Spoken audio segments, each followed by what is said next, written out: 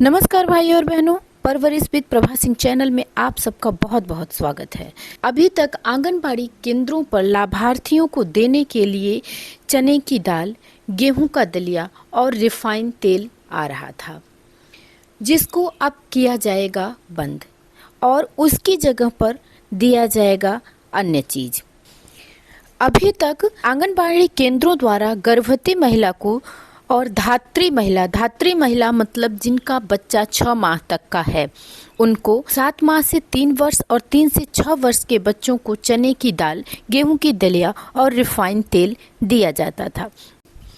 गर्भवती और धात्री महिला को सेम राशन दिया जाता था। जैसे कि गर्भवती और धात्री महिला मैं आप लोगों को बता दूं कि धात्री महिला वो कही जाती हैं जिनका बच्चा 6 माह तक होता है। 6 माह की आयु वर्ग तक बच्चे की माँ को धात्री महिला कहा जाता है। तो गर्भवती और धात्री महिला को 1.5 किलो गेहूं की दलिया, 1 किलो चने की दाल और आधा किलो रिफाइंड तेल दिया जाता है।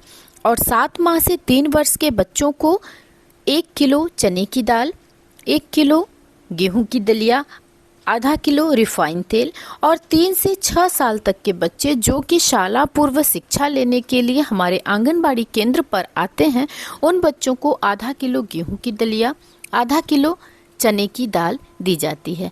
इन लोगों को राशन कम देने का मेन कारण ये होता है भाई और बहनों कि ये जो बच्चे होते हैं 3 से 6 साल तक के, वो आंगनबाड़ी केंद्रों पर भी आते हैं और आंगनबाड़ी केंद्रों पर इन बच्चों को खाना भी खिलाया जाता है, जिसकी वजह से सरकार इन बच्चों को राशन कम देती है। लेकिन जो राशन ये दिया जा रहा था, अब इस राशन को किया जाएगा बंद। इसका कारण ये है बहनों कि पुष्टाहार की कालाबाजारी, पुष्टाहार की धांधली और पुष्टाहार का गबन और कालाबाजारी को रोकने के लिए यह कदम उठाने की सोच रही है सरकार। पुष्टाहार की कालाबाजारी का मामला सामने आता जा रहा है और मेन लाभार्थियों तक यह पुष्टाहार बहुत कम मात्रा में पहुंच पा रहा है। जिसके लिए कौन जिम्मेदार है ये तो मैं अक्षरशः नहीं कह सकती हूँ कि इसकी जिम्मेदारी किस पर है। पुष्टाहार की इसी कालाबाजारी को रोकने के लिए अब ये नया कदम उठाया जा रहा है।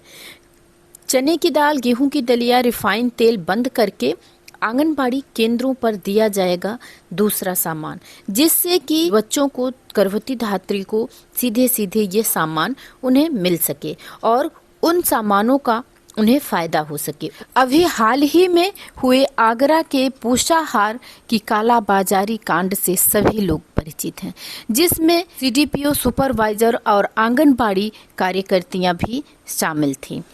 इस कालाबाजारी को रोकने के लिए प्रदेश की बाल विकास एवं पुष्टाहार मंत्री बेबी रानी आंगनबाड़ी केंद्रों पर मिलने वाले पोषाहार में बदलाव करने जा रही हैं। वर्तमान समय में बच्चों का कुपोषण दूर करने के लिए मिलने वाले दलिया, दाल और तेल का पैकेट वितरण किया जाता है। बेबी रानी मौर्य ने कहा कि राशन चोरी को रोकने के लिए दलिया, दाल और तेल के पैकेट का वितरण बंद किया जाएगा। इसकी जगह अब दलिया, खिचड़ी और अंकुरित चने और अन्य पका हुआ भोजन का वितरण होगा। इसके लिए जल्द ही मंत्री विभागीय अधिकारियों की बैठक बुलाने जा रही है। जी हाँ बहनों, अब आंगनबाड़ी केंद्रों पर से दाल, तेल, दलिया बंद किया जाएगा। उसके एवज में अब दलिया, पकी हुई खिचड़ी और अंकुरित चने आंगनबाड़ी केंद्रों पर लाभार्थियों को दिया जाएगा। इसके मेन्यू में और भी चीज़ें शामिल हो सकती हैं, वो तो समय के अनुसार ही पता लगेगा।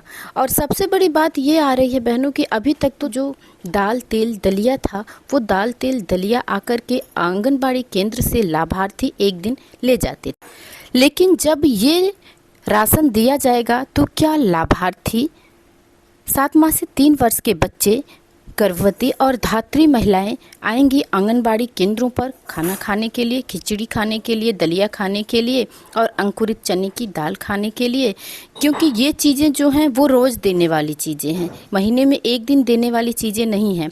तो रोज़ देने वाली चीज़ें पकी हुई दलिया, खिचड़ी और अंकुरित चने और अन्य पका हुआ भोजन जब दिया जाएगा लाभार्थियों को, तो उन्हें तो आंगनबाड़ी केंद्र पर आकर के खाना पड़ेगा। यह योजना क्या सफल हो पाएगी, ये तो वक्त ही बताएगा बहनों।